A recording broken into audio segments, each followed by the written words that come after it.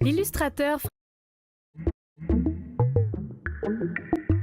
L'illustrateur Fred Jourdain est sur le point de terminer sa première murale entièrement peinte à la main. Habitué au plus petit format, l'artiste avait le mandat d'embellir ce mur de béton en face du parc Victoria. La fresque Les Enfants éternels mesure 22 mètres de large par 4 mètres de haut. J'espère pouvoir en faire d'autres, honnêtement. J'ai comme eu la piqûre. C'est la première fois que je crois que le tableau le plus grand que j'ai peint faisait peut-être 4 pieds et demi. Donc reproduire ça en peinture, c'était... je me jetais dans le vide vraiment, là. Les personnages de la fresque sont inspirés de sa dernière série, Mode, une collection de dessins à l'encre qu'il avait présentée à Québec au printemps dernier. Regard perçant et lignes spontanées, le style s'inspire de la contre-culture des années 60 au Royaume-Uni.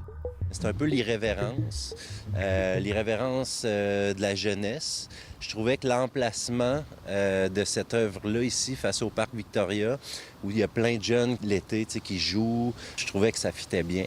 De plus en plus de fresques recouvrent les murs de béton à Québec.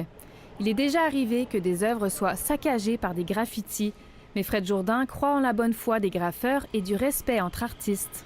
À l'époque, là, il y a 4 ans, quand j'habitais le secteur, il y en avait énormément de graffitis, des tags, mais il n'y en avait pas sur les murales, sur les portes de garage que les gens faisaient peindre. Donc, non, je pense qu'il y a un respect. Je pense qu'il y a une place pour le graffiti, ce mode d'expression-là. Puis il y a une place aussi pour le street art, puis les murales, puis ça se rejoint.